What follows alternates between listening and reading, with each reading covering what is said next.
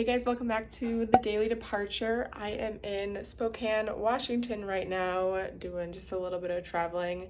We were making our way back from Montana and we decided to do a day trip here in Spokane. So we just arrived to the hotel. It's about 10 a.m. and we are going to leave tomorrow. So we have a whole day to spend in Spokane, Washington. And we got this awesome hotel room that we booked last minute with a really cool view. I'll show you in a second, but shout out to ID90 for always having convenient rates and last minute booking for hotels. If you love traveling and you want some discounts on hotels, even all-inclusives or cruises, go ahead and check out the link in my description below so that you can get discounts on travel. Sign up for ID90. I highly recommend it. Also, if you enjoy travel videos, don't forget to subscribe and also hit the bell icon so you get notifications when I'm posting new videos. Because I'm finally back out in the world traveling and exploring all there is to see.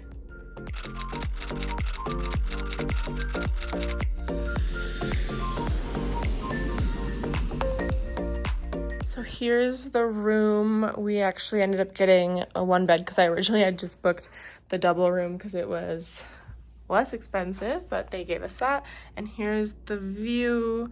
I think the river is out on that side of the hotel, but pretty cool view right here. We originally were not planning on staying in Spokane. We were gonna leave today, but when we drove past on our way into Montana last week, I was like, oh my gosh, it looks so cute. I really wanna go and do a day trip here. And the flight loads looked better tomorrow, so we just decided to go for it. And last minute, we booked the hotel. One of the perks of having non-rev benefits as an airline crew member. I really like the location of this hotel because it's close to this riverfront park, which we're walking to right now.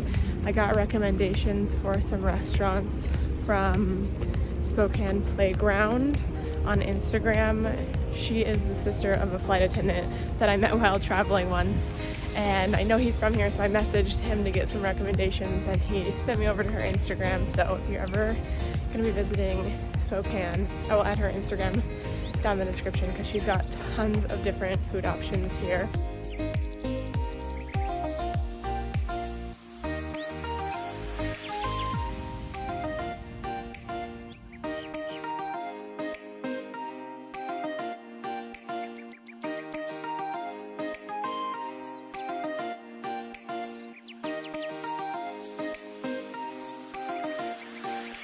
Actually super nice out here and it feels like summer because it was definitely super cold while we were in Montana.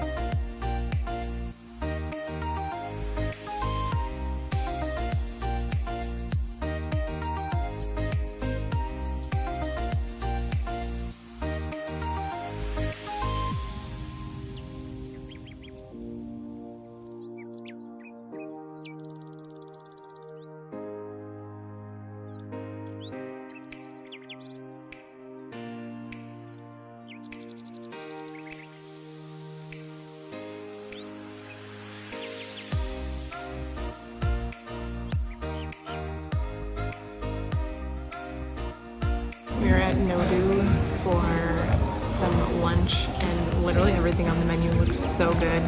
And we ended up getting some drinks. I got a huckleberry mule because it's a popular little beering over here, so I thought I'd try it.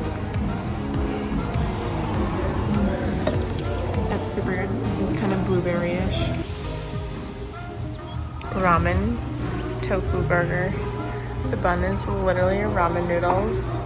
It's crispy tofu with a ramen bun.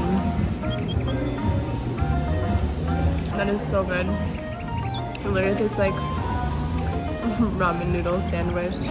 I just went for a 4-mile run through the riverfront park. It was really nice and it was super shaded along the route. I'm super exhausted now. The run was worth it though because I had that ramen burger for lunch and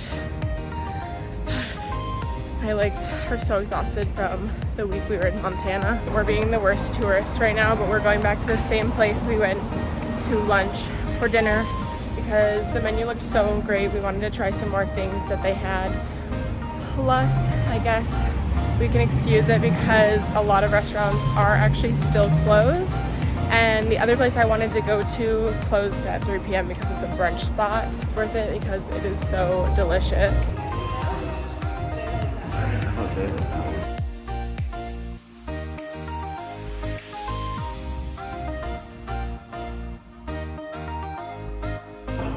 Guys, this is the best food literally ever.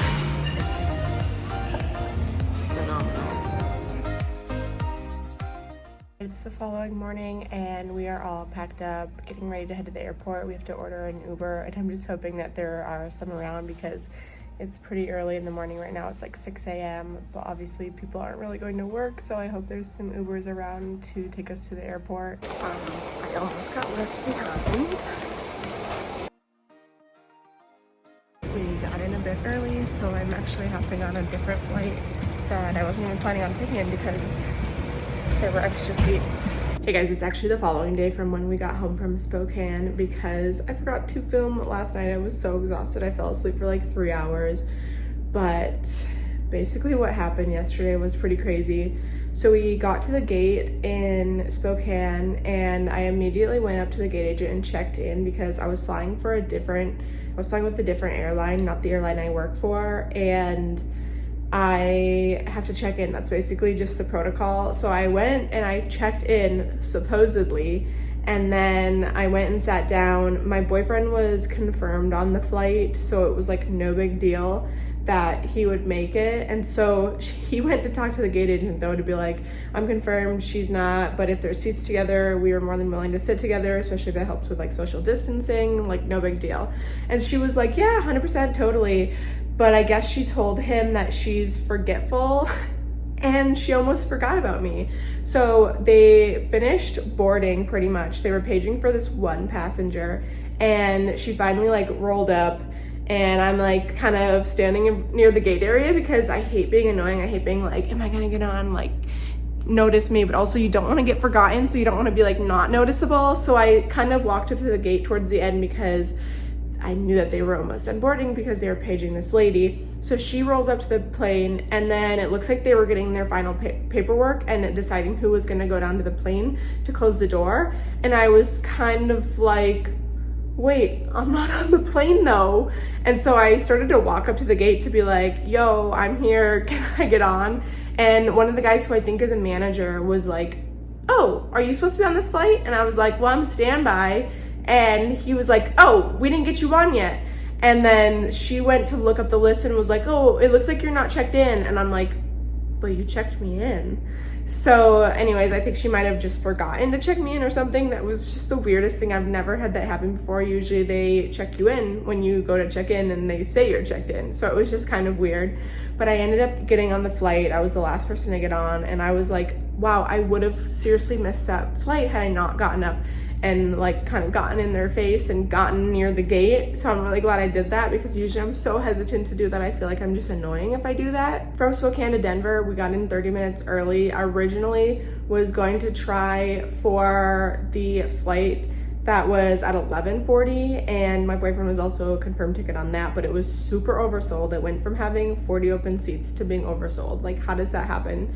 And the flight after that had 151 seats open the day prior, but that day had like 2 seats, but it had like 50 non-rev standbys. So I was like not gonna make it on that. So I was planning on taking my airline from Denver to Chicago, but it wasn't until 3 hours later, no, like 2 hours later. So not the worst, but also kind of didn't want to wait. So when we got off the plane, my boyfriend was like, oh, hey, look, there's a flight to Chicago over there on an airline that I didn't think about non-revving on because we ended up getting early, which is why I could make that flight.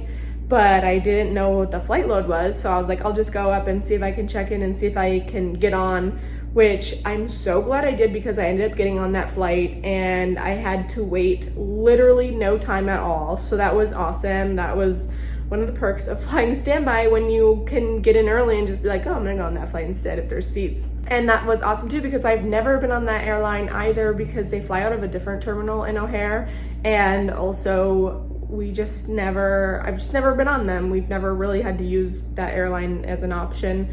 So I got to try new airlines this trip, 2 new airlines. So that was really fun, and they were super nice. They ended up moving me to my own row in the back of the plane because some of the last rows were empty. So I was like, thank you. It was really nice of them. But yeah, it ended up being a pretty easy ride home, just a few obstacles, but you know, just like going with the punches. That's what you gotta do when you're non-revving. So a very interesting non-rev example of how I ended up getting home and how it was kind of crazy and how I had to change plans and adapt, but that's just kind of what it is like non-revving. It was definitely a trip with perfect non-rev examples. If you want to see me going from Chicago to Spokane, I had a vlog that I just literally vlogged the trip getting there. You can check that out because I thought that was kind of an interesting time too, where we were trying to just figure out which flight to get on, and it's kind of hard to fly right now because of like the coronavirus pandemic stuff. And even though like a lot of restrictions are being lifted, airlines are still capping percentages of their flights, so they're only letting like 60, 70, 80% of the space on the plane be used for passengers, and they're leaving open seats. So it's really hard to know if you're going to get on nowadays because each airline caps at a different amount. So you can check out that vlog if you want to see my experience trying to get to Spokane. But yeah, that was my experience getting back from Spokane, and it was pretty interesting. I hope you guys enjoyed this video, and I hope you guys enjoyed getting to see my time in Spokane, even though we totally just like went to the same restaurant, which was fantastic. I can't wait to go back to that restaurant again. But I hope you guys enjoyed this vlog. If you did, make sure to give it a thumbs up. Also, don't forget to subscribe and hit the bell icon so you get notifications when I post new videos. And I will see you guys next time on The Daily Departure.